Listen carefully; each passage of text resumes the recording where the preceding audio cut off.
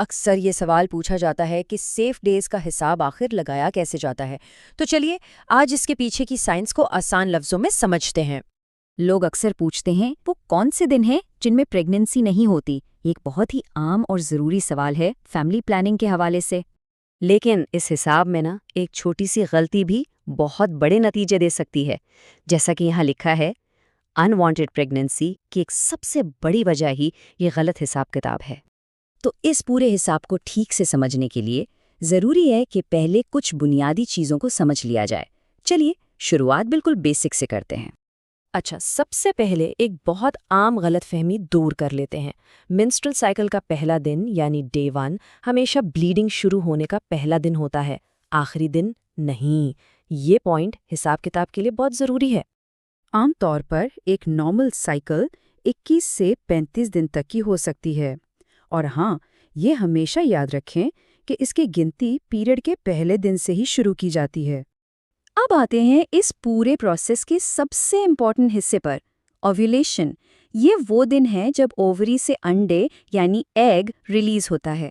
इसका टाइम पता लगाने का एक आम तरीका ये है कि ये अक्सर अगले पीरियड शुरू होने से ठीक 14 दिन पहले होता है।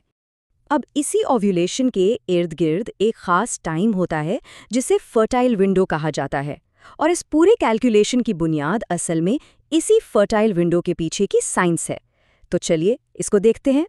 यहाँ एक बहुत ही दिलचस्प बात है, ओव्यूलेशन के बाद एग की लाइफ सिर्फ 24 घंटे होती है, जबकि दूसरी तरफ स्पर्म जिस्म के अंदर 5 दिन तक जिंदा रह सकता है। ये जो फर्क है ना, ये बहुत बहुत अहम है।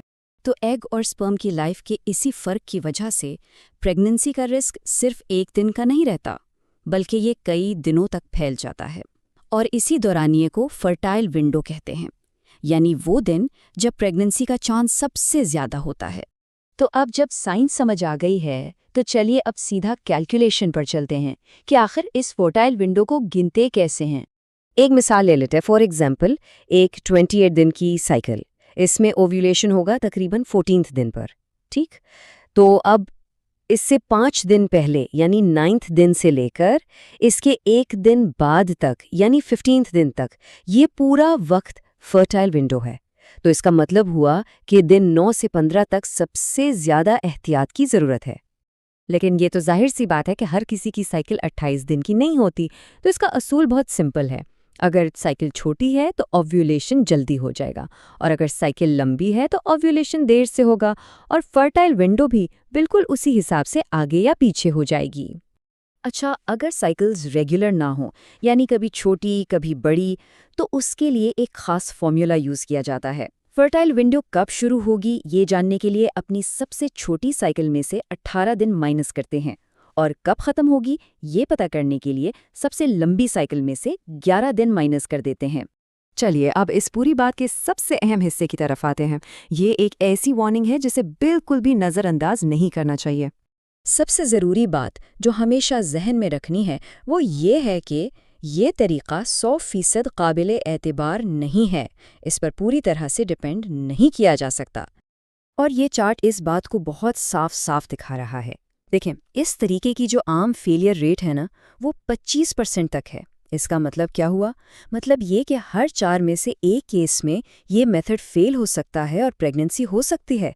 तो इसलिए ये जुमला बहुत अहम है कि सिर्फ तारीखों पर इन्हिसार करना प्रेगनेंसी से बचने के लिए काफ़ी नहीं है। तो इस पूरी बहस का निचोड़ क्या है? खुलासा ये है कि ये जो कैलकुलेशन है ना, ये सिर्फ अवेयरनेस के लिए है, ये कोई गारंटी नहीं है।